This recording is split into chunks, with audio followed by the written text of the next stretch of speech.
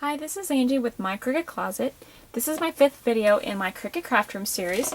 Today we are covering fonts. I love the way that Cricut Craft Room lets you design and add text to your projects. So I wanted to cover that. As always, we're going to start with a project over here on the left hand side under Options. My machine is set to Cricut Expression. My mat size is set to 12 by 12. My measuring unit's inches. My dial size is set to 4. We're not going to be using any Imagine images or any layers, so I don't have any of these other features set.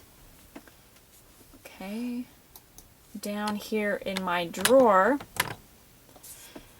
I have my overlay view set, and my filter is set to bookmarks so that I can just, the ones I have set for bookmarks are the ones that I own. So I usually have my filter set to bookmarks so I can just see the cartridges that I own.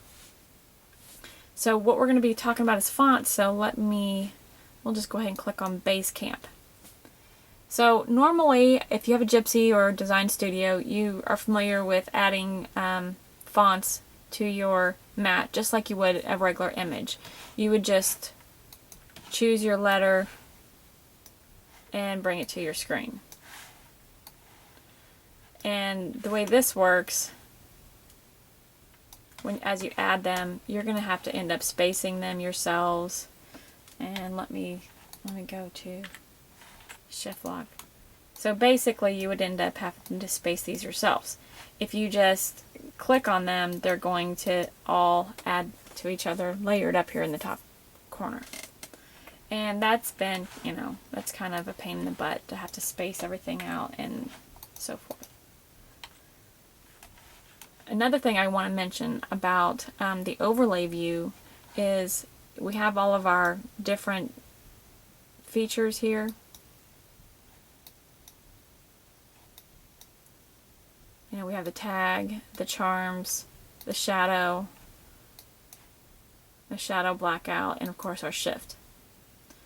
Okay, so when we go over how Cricut Craft Room made adding text to your mat easier, I want you to remember those layered features.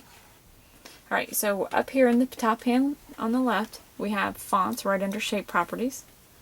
And like I said, Craft Room has made it super simple to add text to your mat. There's a box right here, you just hit Add New Text, and you can just use your keyboard and type just like you would normally. And it's going to add your text to your mat. And it's perfectly aligned already. You can click on Done, and as you see, everything is grouped together, so you can move it around. Click on the green Edit Text box, and you can edit it again. You can also move this around in this view. And as we were talking about the creative features on the bottom in the overlay view, here is your creative features, so you can change your creative features while you already have it all spelled out. So all of your creative features are still here and available.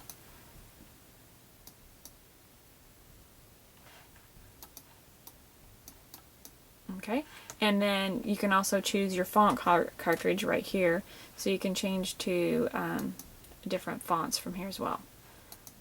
And each one of their different creative features will show up below it. I'm going to leave it on standard. Oops, the wrong box. Go back to Basecamp. Okay, and as you see, my dial size was set to 4 inches, but it only showed up as 1 inch because we also have a font size over here. And when you're using your text box, it's going to add those fonts to your mat according to what you have your font size set to. So you can change that here by using the buttons, or you can just enter. You want it to be 2 inches. And we also have letter spacing. It makes it even easier to, if you want to weld these together, you just use your letter spacing. The up arrow will take it further apart, or the down arrow will pull them in together. I may have went too fast, but if you could watch when we're doing our letter spacing.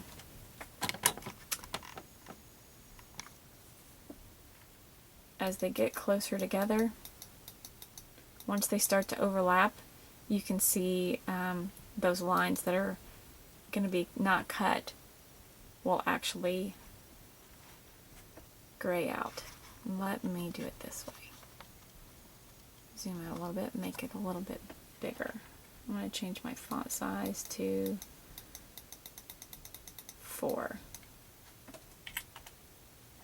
Okay. Move that over here.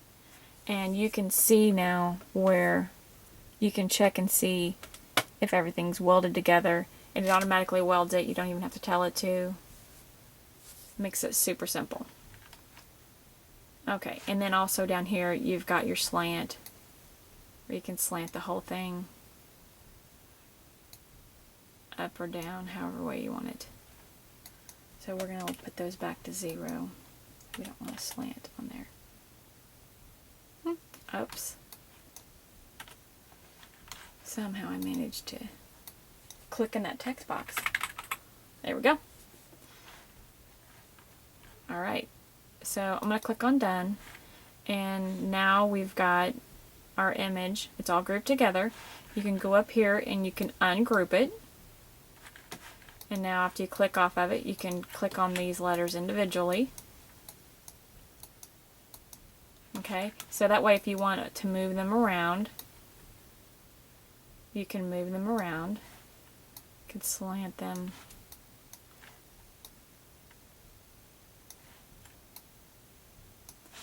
So now you can do whatever you want with them.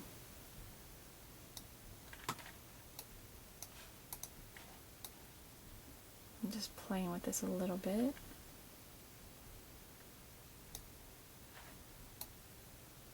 There we go. And then again, you can regroup them by dragging a box around them. And now they're grouped back together. So, like I said, it's just super simple. You know, they've made it really easy to do your font. And you can also, let me delete that. At the top on the toolbar at the top, you can also click on text there and add text. Again, real size is, or my font size is set to 1, so it's going to come up on the screen as 1 inch. Oops, 5 inches, just a little bit too big.